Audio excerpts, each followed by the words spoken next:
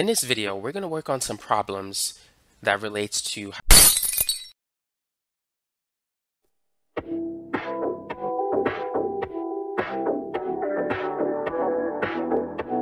তো সবার প্রথমে আমাদের যে স্টেপটা করা লাগবে সেটা হচ্ছে ক্যাগল থেকে হচ্ছে আগে আমাদের ডেটা ডাউনলোড করা লাগবে।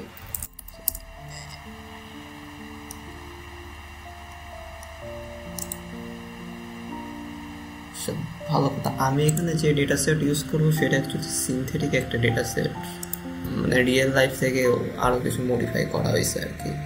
সো আমি এটা এই জন্য করবো যেন এখানে কেউ আমার প্রজেক্ট না মেরে দিতে পারে, আর প্রজেক্ট যদি কেউ কপি করে মেরে দাও তাহলেও ঝামেলা আছে। তো এই ডেটা সেট অ্যাকচুয়ালি রিয়েল না, এখানে কিছু কিছু জিনিস আছে যেগুলো ফেক করা হয়েছে আর কি, মানে রিস্যাম্পলিং করা হয়েছে। জাস্ট আমি ডেটা সেট ইউজ করতেছি জাস্ট এটা দেখানোর জন্য যে প্রজেক্টটা আপনারা কীভাবে করবেন। এই যে এখান থেকে ডাউনলোডে যদি ক্লিক করেন তাহলে হচ্ছে আপনাদের কাছে এই অপশনগুলো আসবে। তো এটাকে হচ্ছে প্রথমে আপনি এই জিপ হিসেবে ডাউনলোড করবেন, ইজি ক্লিক করেন। এরপর হচ্ছে দুইটা ফাইল আসছে, এই উপরটা হচ্ছে সিএসভি ফাইল আর এটা হচ্ছে আমাদের ডেটার ডিসক্রিপশন। সো ডিসক্রিপশনে সব লেখা আছে যে কী করতে হবে না করতে হবে সেই।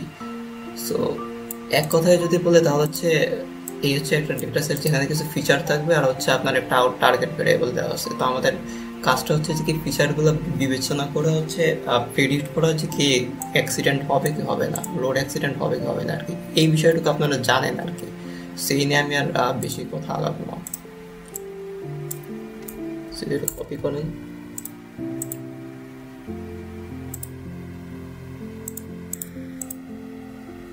কপি করে নিজের ইচ্ছা মতো কোনো একটা ফাইলে পেস্ট করে দেন। এবার হচ্ছে আমাদের গুগল কোলাপটা ওপেন করেন আর কি। তো সবার আমার সব কিছু আগেই করা আছে, সো আমি আগে ডিসকানেক্ট করে নিই।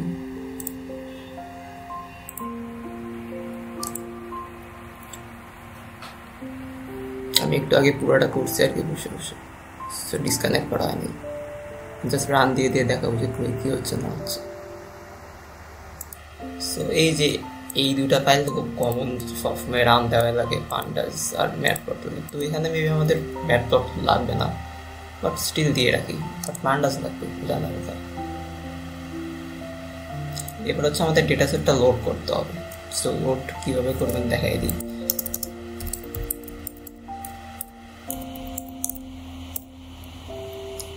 এইখানে হচ্ছে আমাদের সিএসভিটা আগে আপলোড করেন।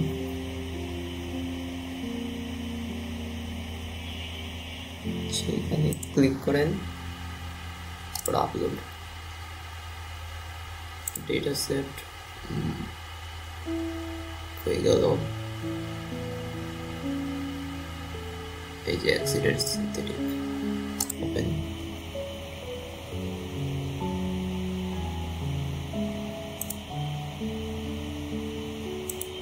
এবার পাথটারে কপি করুন, এবার paste.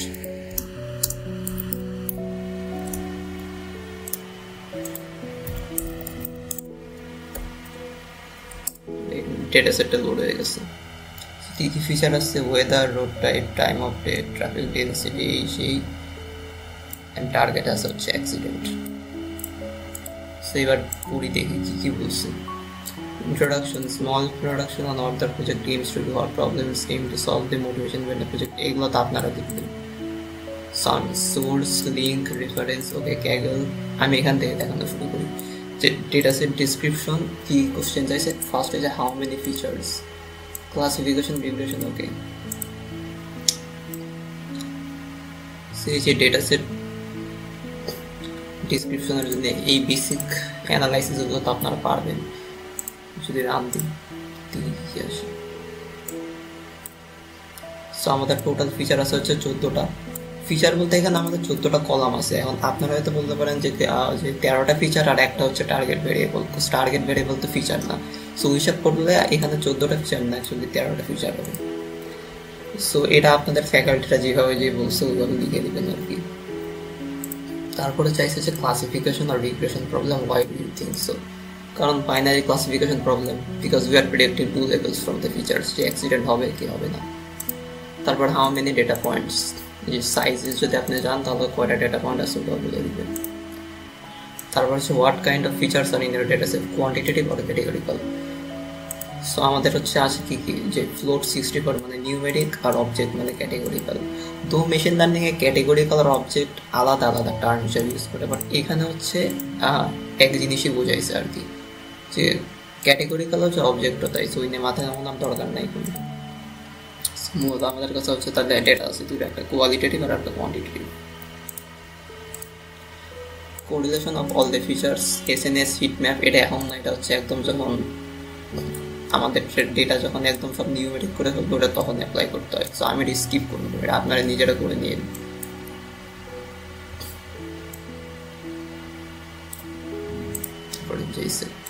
Imbalanced dataset. For the output feature, do all unique classes have an equal number of instances or not?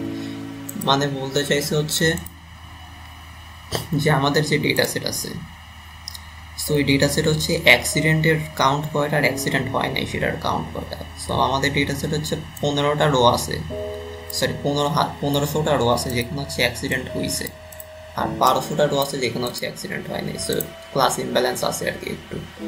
চাইছি represent using a bar chart of N classes, number of classes in an data set. হ্যাঁ, bar chart এই যে সেটা যদি run করেন তো এই যে বার চার্টটা পেয়ে গেছি আমরা।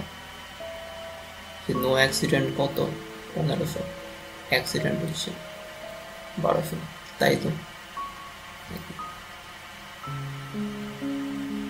উল্টা করে দেখছে আর কি। Accident 1500, accident 1200। এবার ঠিক আছে, এবার হচ্ছে আমাদের প্রি প্রসেসিং এর টাস্ক। তো এখানে দুইটা জিনিস দেখা লাগবে। সো ফার্স্ট হচ্ছে ফল্টের মধ্যে কি কি থাকতে পারে, যে নাল ভ্যালুস যদি থাকে আর ক্যাটেগরিক্যাল ভ্যালুস যদি থাকে আর কি।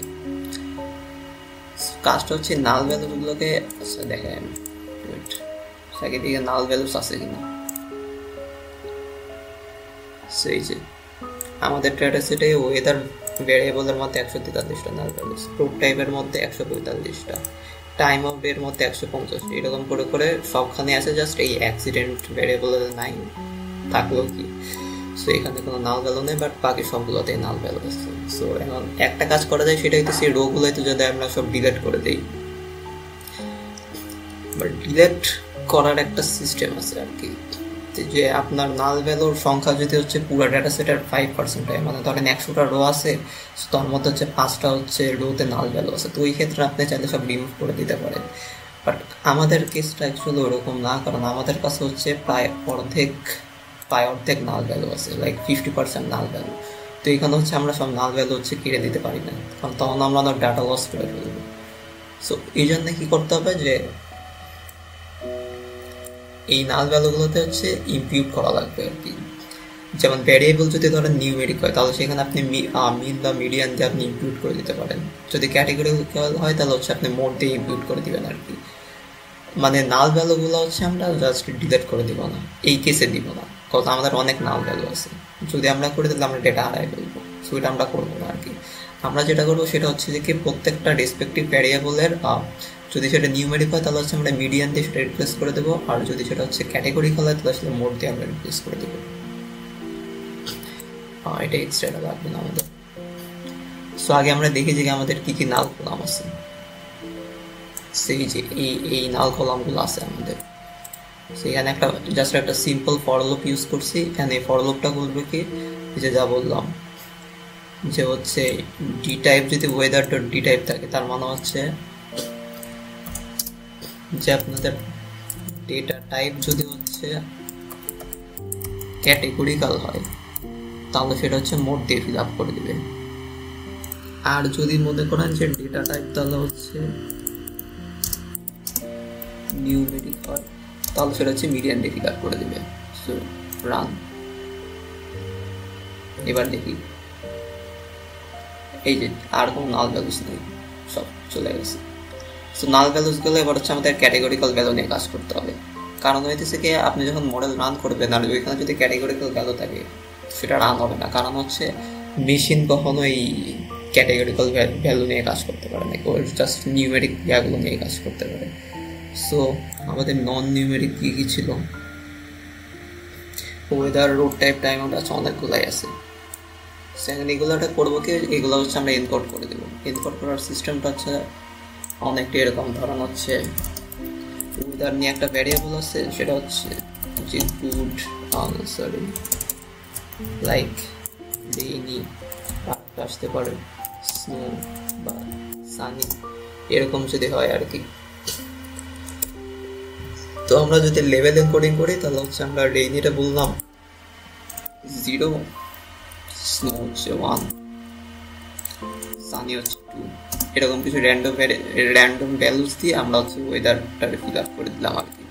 সো এটা হচ্ছে level encoding. So level encoding এই লেভেল এনকোডার ফাংশন দিয়ে করা যেতে পারে। এটা স্কেলার ডট প্রসেসিংয়ে পাওয়া যায়।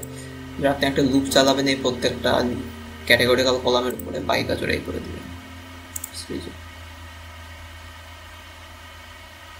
এবার দেখুন টি টাইপস, এই যে int64, int64 float, int float, হ্যাঁ সবই নিউমেরিক হয়ে গেছে। বাট অ্যাক্সিডেন্ট এখানে ফ্লোট দেওয়া, এটা একটা কনভেনশন যেগুলোর সবসময় বাইনারি ক্লাসিফিকেশনের সময় এটা আপনি int64 করে দেবেন আর কি।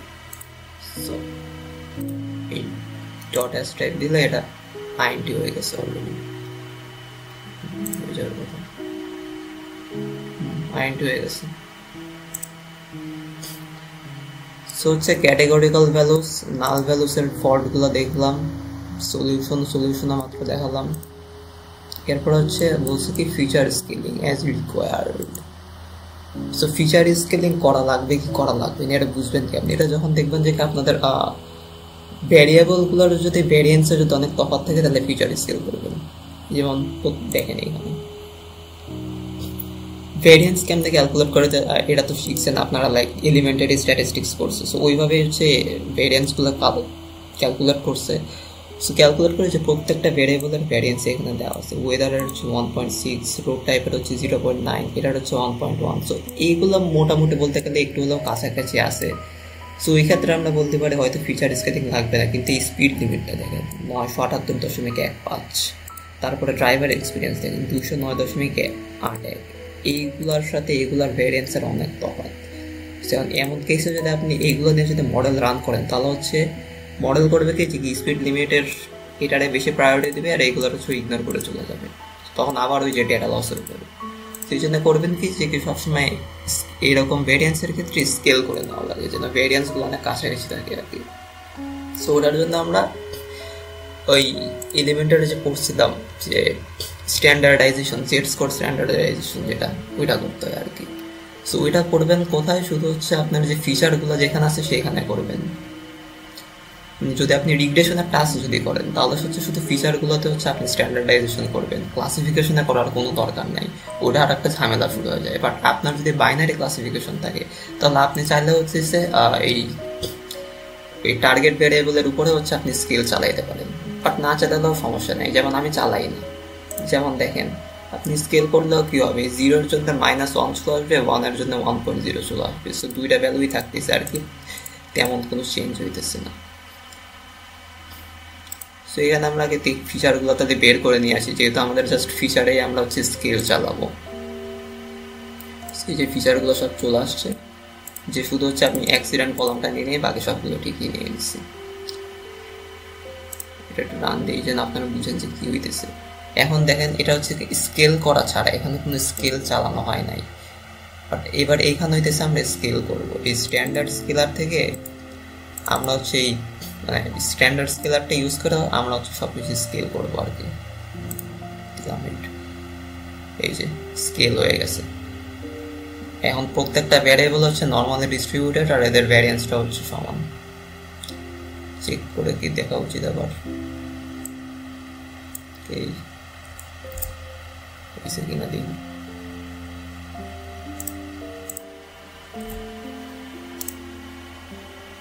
ওয়ান যে ভ্যারিয়েন্স হয়ে গেছে, অ্যাক্সিডেন্টারটা হয় নাই, তবে আমরা কিছুই করি নাই। So that's it.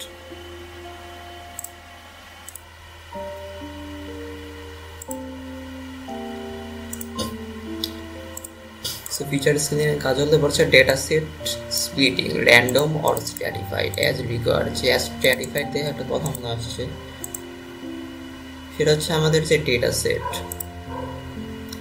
সেটে কিন্তু আমাদের ইমব্যালেন্স ছিল। 1 1500টা, 0 1200টা।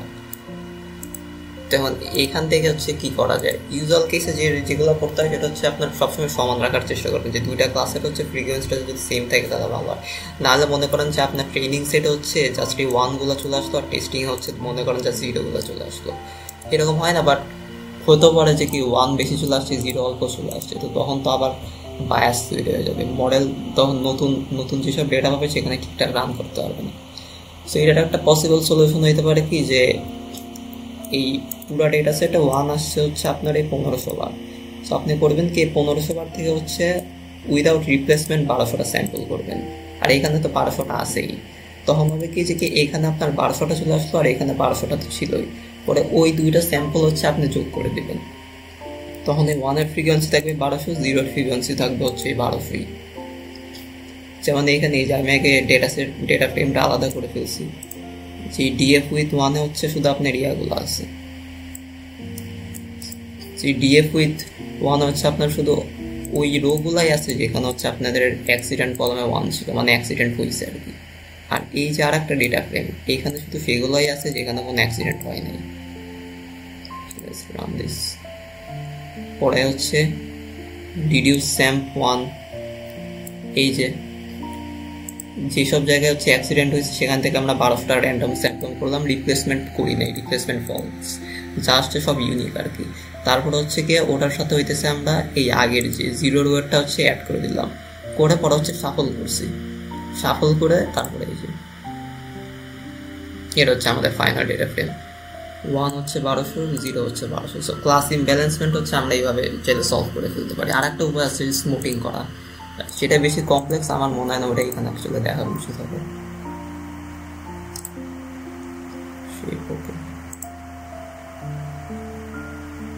কি বলছে ডেটা সেট স্প্লিটিং, এবার হচ্ছে আমাদের স্প্লিটিং এর part.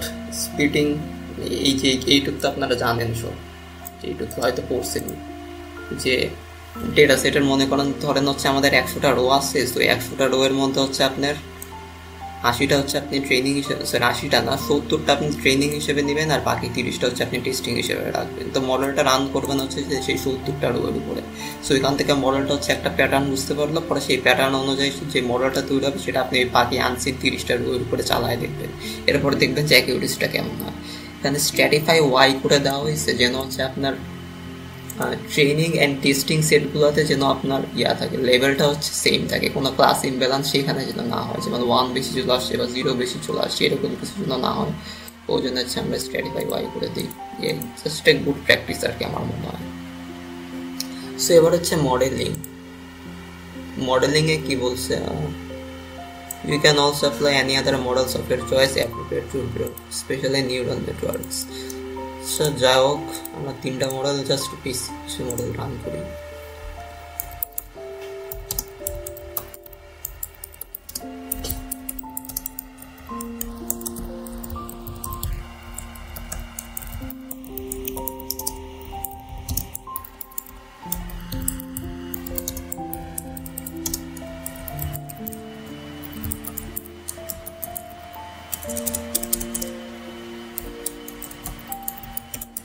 random forest classifier, decision tree, আর একটা ছিল না XGBoost, ওটা কেমনে যিনি করে দেখলাম তো।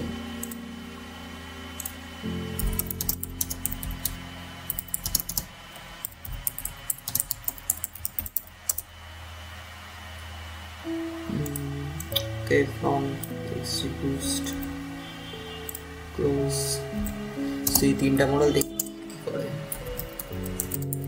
আমরা ফর লুপ করবো আর কি।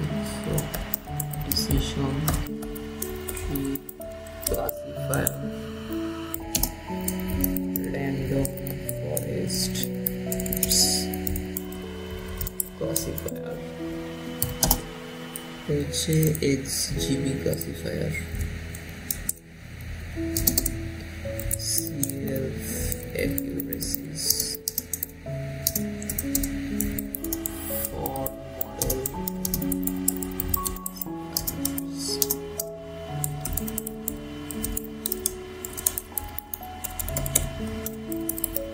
string white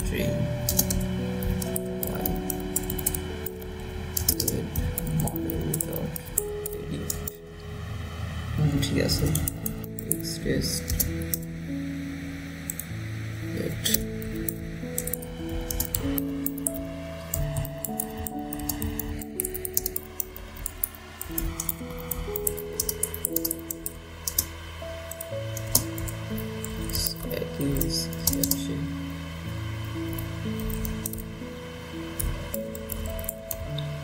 White test.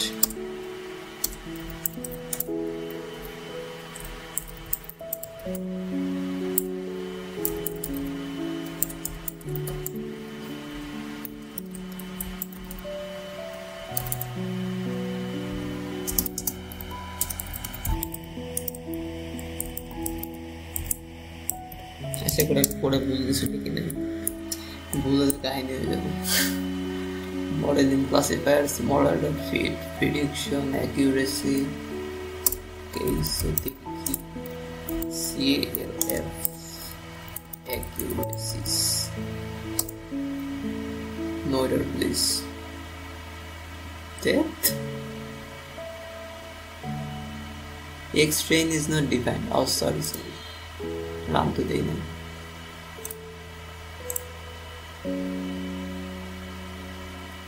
Okay so এই যে আমাদের অ্যাকিউরেসি 0.95 0.96 0.95 চলে আসছে। এরপরে চাইছি কি model selection comparison analysis bar chart showcasing prediction accuracy precision recall.